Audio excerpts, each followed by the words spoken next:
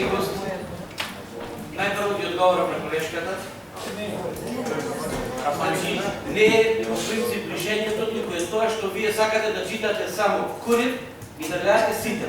Ако отворяте на други портали, сигурно ќе знаете дека колежката от опозицията на листите на опозицията. Толкова. За почеток. Еден голем човек према вас изјави, вистината е како шило и кога тоа ќе излезе на видели. И беше во право. На вистината. Вистината излезе на видео. Потрошихте 250 милиони евра, ама не направихте нищо. Е, тоа е развојот на Битола, тоа се овие развојни програми кои што ги носиме всяка година, а за нивната реализација нема повече. Погледот извештај. Не молам. Почитувани колеги, не ни трябват извештаи за да видите каква ни е Битола.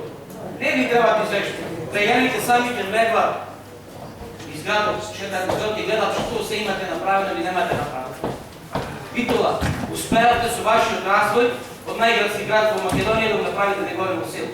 Е, тоа е вашиот развој, тие се вашите изборни програми, тоа е за тоа што овде ги убедувате граѓаните дека вие сте недобар опција, дека вие треба вечно да владеете. Меѓутоа во пракса не е така. Почитувани колеги, вие сте сведоци на оно што ни се случува во градот. Градот ни е празен. Економијата е на колена.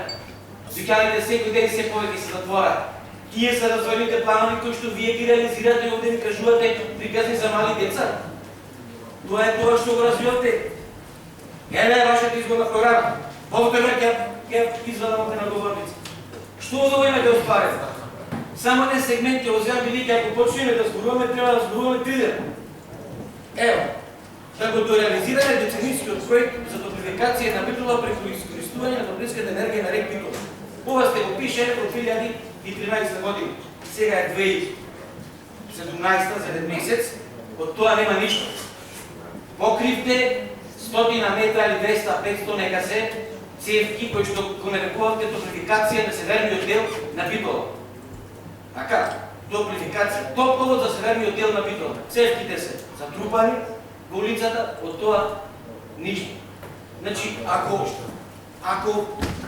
го правите развојот како што треба, оно што колегата Ключиевски го спомена, жанрот на градоначалникот, значи жанроите на секако од развојот на Битола, јас се споменаме на друга работа. Значи за тие такви камени темелници кои што ги туравте, сечевте ленти, се свикавте, идеја, новина, не кажавте дека секој почне и убавината, дека е Елдорадо, дека Битола оди напред. Знаете колку филма ќе имате снимено? 3 дългометражни имаше снимено, 3 мандати, 23 дългометражни филма и филмът ке се викаше Умовината награда по 3 продължения. Сигурно имаше добиено Оскар на някаква манифестация. Не да оди во Кембридж, там во Лондон, ке беше да купа награда. Имаше награда, бајната на Битола, па ќе ја видеа во Европа, ќе паднеа сите напред. Како врази, кој е овој човек што направи такви дела? Меѓутоа вистината е сосема друга. Затоа престанете да излажете граѓаните. Престанете да метувате дека нешто ќе правите бизнес. Престанете да се фалите овде дека на следните избори не знам што ќе понудите. Истото го правите. Пак одите обратно на работа, пак поносите тие ваши изборни програми, пак им кажувате дека во 2020-2021 година ќе правите топловарите за што. До кога бе така? Бе тие што ќе да правите? Што имате денес да правите? Што ќе направите утре? Не кажете за 2025-та. Јас се од ова говорница кажам дека во 3 литра година во Битола ќе скрете како Скучки брод.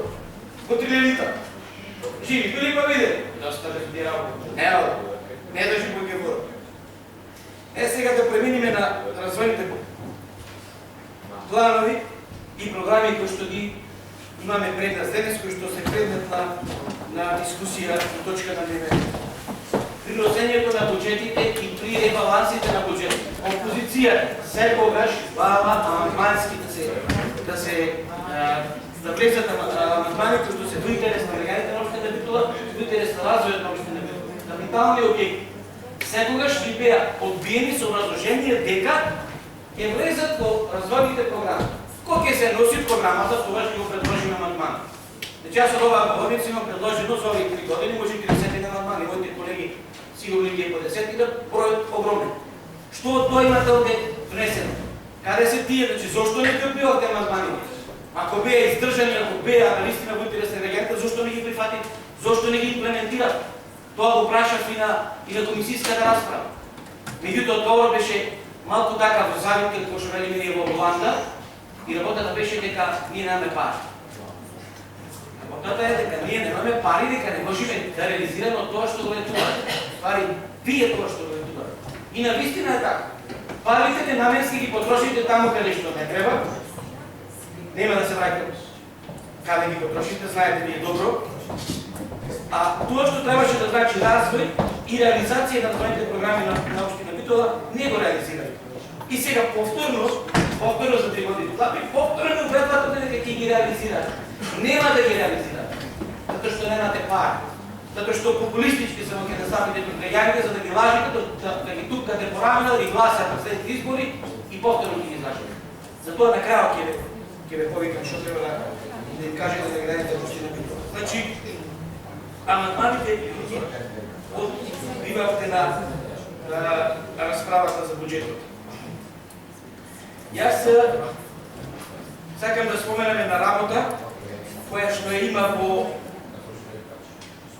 овие различни програми, значи изградбата на улица Солунска. Улицата Солунска на комисиската расправа прашав на кој потек ќе биде планирате да реализирате и јас би побарал доколку е можно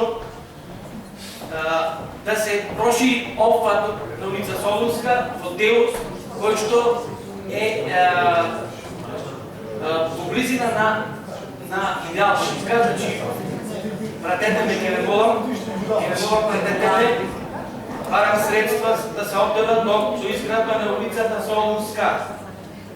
Делот кај Идеал Шипка, тие луѓе таму, кои што 3 мандати им ветувате дека ќе направите улицата и дека ќе покриете тој канал од таму. Добро знаете каде се наоѓа. Добро знаете, бидејќи одите на сите изборовите таму да ги гледате дека готово. Само што не почнала изградба. Пред 2-3 дена таму мора ви дождови. Луѓето се во очајна ситуација. Ќе ви се напунат луѓите слобода. Вас тоа не интересира. Вас се интересира дали ќе гласат за вас.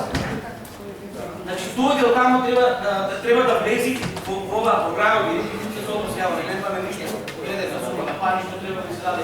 Како да се покрие каналот, да се направи таа инфраструктура, да се тргнат водите и да ни се асфалтира улица. Тоа е тоа што правиш. Што го барали и командани на буџетот, меѓутоа не влегува. Кажем, кажувавте дека денес се развоите програми и дајте да тоа го реализираме. И една работа што на крајот сакам да ја споменам, колегата Каджиевски ми е жал што не е тука, спомна некои улички во Оризари, улица што сакате да реализирате. И тоа е предизборно ветување. И тука сакате да ќарите некој глас. Па на претходната седница јас побарав таму 2 улички да турите тампон. 500.000 денари ви побарав, буџетот не ги одбив. Сега ќе правите таму, не знам кога животна улица. До кога ќе лажите? До кога ќе лажите вега нешто? Престанете со тие финти, така да речеме, се извинувам на Анджелика. И така натам. Јас тука ќе запрам, се надевам дека ова што го гледам ќе го прифатиш. Благодарам.